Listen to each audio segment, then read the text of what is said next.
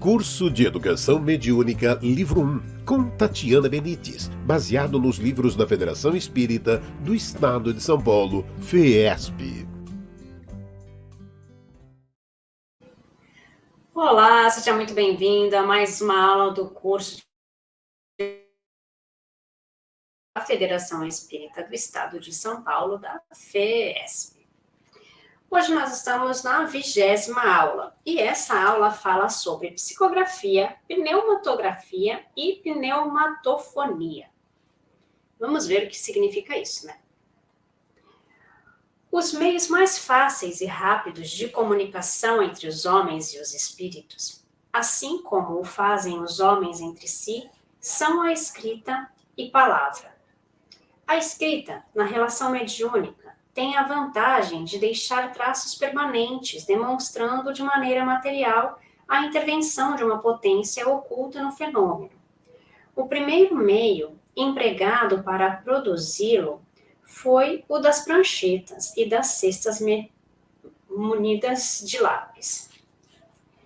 A psicografia, isso está no Livro dos Médiuns, capítulo 13, item 152. A psicografia pode ser indireta ou direta, esta também chamada de manual. A indireta é aquela produzida através de pranchetas e de cestas munidas de lápis, como ocorreu nos primórdios do Espiritismo, movidos pela vontade dos espíritos comunicantes, enquanto mantinha o médium a ponta do dedo no lápis.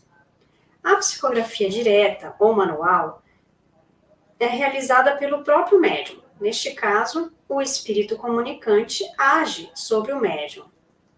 Este, por essa influência, move maquinalmente o seu braço e a mão para escrever, não tendo, em geral, consciência do que escreve.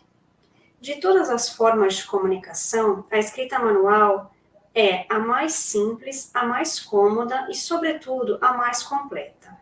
Todos os esforços devem ser feitos para seu desenvolvimento, porque ela permite estabelecer relações tão permanentes e regulares com os espíritos como as que mantemos entre nós. Isso está no Livro dos Médiuns, capítulo 15, item 178. Diz André Luiz, em Missionários da Luz, que antes do trabalho a que se submete o psicógrafo, os auxiliares espirituais lhe preparam as possibilidades para que não se lhe perturbe a saúde física. A transmissão da mensagem não será simplesmente tomar a mão. Há processos intrincados complexos. Relata ainda André Luiz que as glândulas do médium se transformam em núcleos luminosos, os condutores medulares formam um extenso pavio, sustentando a luz mental, como chama generosa de uma vela de enormes proporções. O cerebelo mostra fulgurações, as células corticais e as fibras nervosas constituem-se em elementos delicadíssimos de condução de energias imponderáveis, e a epífise emite raios azulados e intensos. O grande mal dos médiuns iniciantes é pretender ser intermediário de espíritos famosos. A psicografia deve ser utilizada mais frequentemente porque, por ela, os espíritos revelam com mais clareza a sua natureza e o grau de sua perfeição ou de sua inferioridade. Como podem exprimir-se com facilidade, os espíritos desencarnados expõem seus pensamentos íntimos, permitindo ao homem apreciá-los e julgá-los em seu justo valor. Os médiuns escreventes ou psicógrafos são os que têm a faculdade de escrever por si mesmos, sob influência dos espíritos, e podem ser classificados de mecânicos, intuitivos, semimecânicos, inspirados ou de pressentimentos. Os médiuns escreventes mecânicos recebem impulso involuntário na mão e caracterizam-se pela inconsciência absoluta do que escrevem. O primeiro indício da disposição para escrever é uma espécie de frêmito no braço e na mão. Pouco a pouco, a mão é arrastada por um impulso que não pode dominar. Quase sempre, de início, traça apenas sinais sem significação. Depois, os caracteres se tornam mais precisos. E, por fim, a escrita se processa com a rapidez da escrita normal. Mas é sempre necessário abandonar a mão ao seu movimento natural, não a embaraçando nem a propelindo. Isso está no Livro dos Médiuns, capítulo 17, item 210. Os médiuns semimecânicos são aqueles cuja mão se move involuntariamente, mas têm instantaneamente consciência das palavras ou das frases, à medida que escrevem. Os médiuns intuitivos têm consciência do que escrevem por impulso voluntário da própria mão. Porém, o pensamento escrito não é seu, mas o espírito comunicante que age sobre a alma do médium, com a qual se identifica, são os mais comuns. O papel do médium mecânico é o de uma máquina. O do médium intuitivo atua como o faria um intérprete. Isso está no Livro dos Médiuns, capítulo 15, item 180. Diferem dos médiuns inspirados, no particular de que estes últimos não têm necessidade de escrever, ao passo que o médium intuitivo escreve o pensamento que lhe é sugerido instantaneamente sobre um assunto determinado e provocado. Livro dos Médiuns, capítulo 16, item 191. Os médiuns inspirados são os que, no estado normal de pensamento, recebem ideias estranhas às suas ideias preconcebidas. Isso ocorre sem o saberem, no seu estado normal, seja para as atividades ordinárias da vida ou para os grandes trabalhos intelectuais. Toda pessoa que recebe, seja no estado normal, seja no estado de êxtase, pelo pensamento, comunicações estranhas às suas ideias preconcebidas, pode ser incluída na categoria dos médiuns inspirados. Como se vê, é uma variedade de mediunidade intuitiva, com a diferença de que a intervenção de uma potência oculta é ainda bem menos sensível, porque nos inspirados é ainda mais difícil distinguir o pensamento próprio do que é sugerido. O que caracteriza este último, sobretudo, é a espontaneidade. Isso está no Livro dos Médiuns, capítulo 16, item 190. É a mediunidade dos cientistas, poetas e etc. Os médiuns de pressentimentos são os que podem sentir o resultado de comunicações ocultas, o que lhes permite entrever as consequências das coisas atuais e a aflição dos acontecimentos. E a filiação dos acontecimentos. A pneumatografia. Isso está no Livro dos Médiuns, capítulo 12, item 146. A pneumatografia é tida por Kardec como um dos fenômenos mais extraordinários do espiritismo. Também chamada de escrita direta, é produzida pelo espírito sem nenhum intermediário. O espírito não se serve de substâncias e instrumentos nossos. Ele mesmo os produz, tirando os seus materiais do elemento primitivo universal, que submete, por sua vontade, as modificações necessárias para atingir o efeito desejado. Isso está no Livro dos Médiuns, capítulo 12, item 148. Todavia, trata-se de um fenômeno muito raro e, sobretudo, muito fácil de imitar pela charlatanice.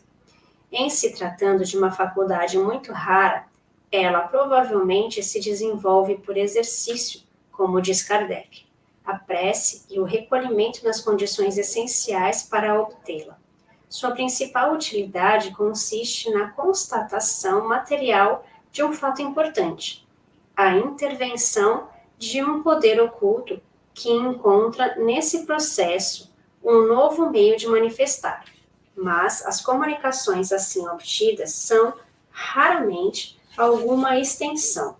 Em geral, são espontâneas e se limitam às palavras, sentenças, frequentemente sinais inteligíveis. Isso está no Livro dos Médiuns, capítulo 12, item 149. As variedades de médiuns escreventes, porém, seguem em relação muito mais extensa, conforme mostra Kardec, no capítulo 16, item 191 até 197, do Livro dos Médiuns, concluindo que elas apresentam uma infinidade de graus de intensidade, de tal forma que só, muito raramente, a faculdade de um médium esteja rigorosamente circunscrita a um gênero. No exercício do psicógrafo comum, pode ocorrer a mudança da caligrafia segundo o espírito que se comunica, podendo, inclusive, reproduzir a letra que o espírito comunicante tinha em vida. Este caso, o da identidade de letra, é mais raro. São os chamados médiuns polígrafos. O fenômeno da pneumatofonia, ou voz direta, é também raro e quase sempre espontâneo, e só muito raramente pode ser provocado. Alude Herculano Pires, em nota ao item 151 do Livro dos Médiuns, capítulo 12, que, nas sessões de voz direta, temos o fenômeno da pneumatofonia exterior provocado, mas, como Kardec acentua, essas sessões são bastante raras. Por modernos parapsicólogos, este fenômeno foi algumas vezes observado. Fala ainda, em O Livro dos Médiuns, item 151, que os sons espíritas ou pneumatofônicos manifestam-se por duas maneiras bem distintas. Às vezes, é a voz interna que ressoa em nosso foro íntimo, e embora as palavras sejam claras e distintas, nada tem de material. Outras vezes, as palavras são exteriores e tão distintamente articuladas como se proviessem de uma pessoa ao nosso lado. Bom, vamos lá, terminamos essa primeira parte, que fala desses fenômenos de psicografia, pneumatografia e pneumatofonia. Como diria a Laurinha nesse momento, quantos nomes difíceis, né? Mas aqui a gente viu as diferenças, né? Já está explicado, não preciso falar de novo de cada uma delas, mas é importante que a gente verifique o teor das mensagens para a gente ver se é de um espírito realmente iluminado, se é do nosso parente, de uma pessoa conhecida ou não, né? Geralmente, quando nós temos uma psicografia, ou uma pneumatografia, uma pneumatofonia, né? A gente precisa saber diferenciar através dos detalhes sobre quem são esses espíritos e qual é o objetivo deles.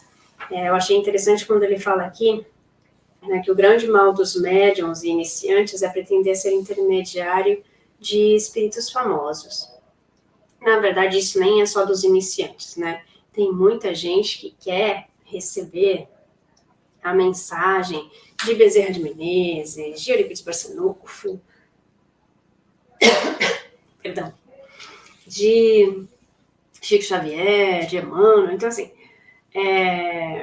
as pessoas prezam pelo nome famoso, né? E aí a gente tem muitas mensagens escritas dizendo que são daqueles espíritos, e na verdade não são. Porque isso é um despreparo do médium, ou é a vontade do médium, e aí a gente tem que tomar bastante cuidado com os conselhos, com as mensagens que a gente recebe, com o que nós vemos por aí. É claro que o que vale é a boa intenção das pessoas com as mensagens, mas nem sempre a boa intenção prevalece. Então, a gente tem que tomar cuidado, porque o que vale para nós também é a verdade. Né? Então, que a gente possa trabalhar com a verdade e prestar atenção nesses sinais, saber todas essas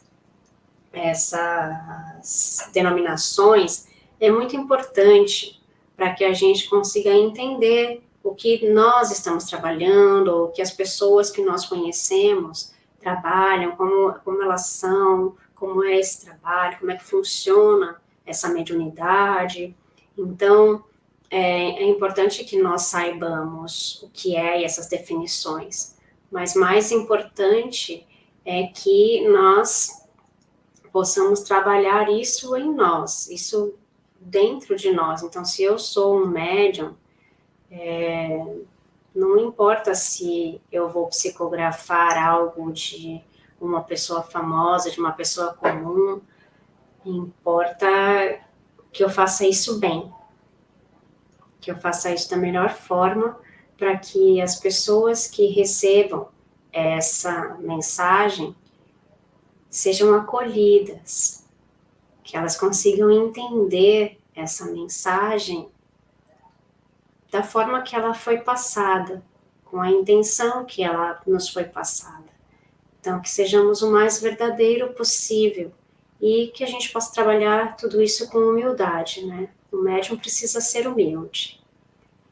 Aquele que vai trabalhar com orgulho, porque recebe tantas mensagens, ou porque recebe mensagem de fulano, tem que tomar cuidado com a sua mediunidade, né? Porque a gente sabe, através do livro dos médiuns, que a nossa mediunidade também pode ser retirada. Desequilibrada também e retirada. Bom, a segunda parte do nosso estudo, ela fala sobre a missão do médium. Todo aquele que labuta na terra, desenvolvendo trabalhos, desde os mais humildes e rudes até os mais relevantes, está desempenhando uma tarefa. É certo que existem missões sublimadas, como as desempenhadas por Jesus Cristo, Paulo de Tarso, João Batista e outros, mas todo aquele que encarna nesse planeta incumbido de desenvolver uma tarefa e cumpre o seu dever, não se perdendo na ociosidade e nos vícios, está cumprindo o encargo de uma missão e, deste modo, palmilhando a senda do progresso espiritual, contribuindo para que haja uma melhoria nas condições de vida no mundo. Todas as missões têm os seus encargos, as suas responsabilidades definidas e obedecem aos imperativos das leis divinas. Muitas pessoas aspiram a ocupar posições de maior relevo, mas desconhecem muitas vezes os pesados ônus que acometem aqueles que as desempenham. O homem deve contentar-se com as tarefas que desempenha em qualquer ramo de atividade humana. Deve sempre ter em mente que o arado que prepara a terra para a semeadura é irmão da pena que escreve. Não existem personalidades notáveis no mundo sem o devotamento silencioso de mães e pais, professores e companheiros que se apagam pouco a pouco para que elas se destaquem entre os homens, elevando-se na evidência terrena. Diante da lei, todas as tarefas do bem são missões de caráter divino. O homem deve afastar de si qualquer resquício de inveja e atender alegremente ao dever que cabe a si mesmo. Se por acaso ninguém se dá conta de sua posição obscura, ignorando-se a pessoa e a sua presença, nem por isso deve abandonar o trabalho humilde que a vida lhe confere. Deus nos ensina a todos que a base de todo trabalho e sabedoria é o amor, compenetrando-nos de que o mais alto privilégio é o de servir a humanidade. A propósito, convém aqui lembrar que Jesus Cristo, desempenhando a mais elevada e penosa missão terrena, disse claramente ter vindo para servir e não para ser servido. Muitas missões terrenas são entrecortadas de amargos sofrimentos, mas aquele que as desempenha e confia na justiça divina não desconhece ser tudo isso necessário para a própria elevação na escalada do progresso espiritual. O apóstolo Paulo de Tarso, no desempenho de sua gloriosa missão terrena, 3 vezes foi açoitado com varas, uma vez foi apedrejado, passou por 3 naufrágios, um dia e uma noite permaneceu no abismo, sem contar os perigos pelos quais passou no meio de salteadores e nos rios, enfrentando perigos entre os judeus, entre os gentios na cidade, no deserto, no mar e entre os falsos irmãos. Além disso, passou frio e nudez, fome e sede, bem como numerosas noites de vigília, e desempenhou trabalhos árduos, dos quais sobrevieram fadigas indescritíveis. Paulo tinha plena convicção de sua missão, sabia que deveria executar a vontade de Deus, propagando numa vasta região os maravilhosos ensinamentos revelados por Jesus Cristo. Ai, que bonito esse ensinamento, hein, gente? Adoro. Bom, falando da missão do médium, né? Às vezes a gente reclama, eu acho que essa é a mensagem aqui dessa lição, né? A gente reclama sobre as dificuldades, sobre todas as provas que nós temos que passar, né? Todas as coisas que nós temos que passar, mas daí ele vem e fala de Jesus, né? Aí a gente pensa, ok, não tenho problemas, né? Ok, esses problemas que eu tenho são pequenos diante dos que outras pessoas passaram, como fala aqui do apóstolo Paulo de Tarso, né? Então, cada um de nós temos uma missão aqui, cada um de nós estamos aqui para aprender, para crescer, para evoluir. E em nenhum momento foi dito que seria fácil. Porque quando nós estamos aqui, nós temos dificuldades de adaptação com o meio, a materialidade, as outras pessoas, as sociedades, as diferenças, as diferentes culturas e tudo mais. Então, tudo isso é para nós já parte do que nós precisamos aprender, né? Toda essa convivência, toda essa diferença.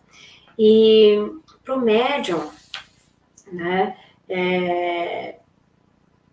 Às vezes ele quer ser mais, ele quer fazer mais, ele quer ter o seu nome mais aclamado, né?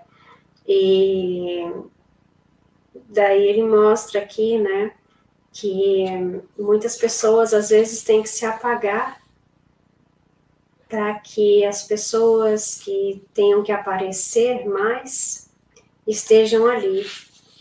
Então, por que nós temos que lutar sempre para aparecer, para estar em evidência? Às vezes não somos nós essas pessoas. Às vezes nós somos aqueles que estarão ali para apoiar essa pessoa. E o que há de mal nisso? O que há de mal não ser o nosso nome o aclamado? Não é? Então, a gente precisa conseguir entender e praticar um pouco mais da nossa humildade. E com isso, a gente também vai crescendo e vai evoluindo também nessa parte. Quando a gente começa a entender que não é tudo que gira ao nosso redor e que nós podemos continuar anônimos e auxiliando o próximo com o que nós temos, Às vezes nós temos muito para oferecer, mas às vezes nós não temos quase nada para oferecer. E tá tudo bem também. Porque o importante é que a gente continue colaborando com o que a gente tem, né? Bom, eu espero que essa lição tenha servido para vocês também, que vocês continuem estudando, continuem pegando os livros de Kardec como base. Aqui a gente também traz referências de livros de Emmanuel, de André Luiz, como trouxemos aqui nessas lições, mas a nossa base é sempre Kardec. Então, que vocês continuem esses estudos e façam uma parte prática do desenvolvimento mediúnico num centro que possam auxiliá-los próximos de vocês. Um beijo, fiquem com Deus e a gente se vê na próxima aula. Curso de Educação Mediúnica, livro 1, com Tatiana Benites, baseado nos livros da Federação Espírita do Estado de São Paulo, FEESP.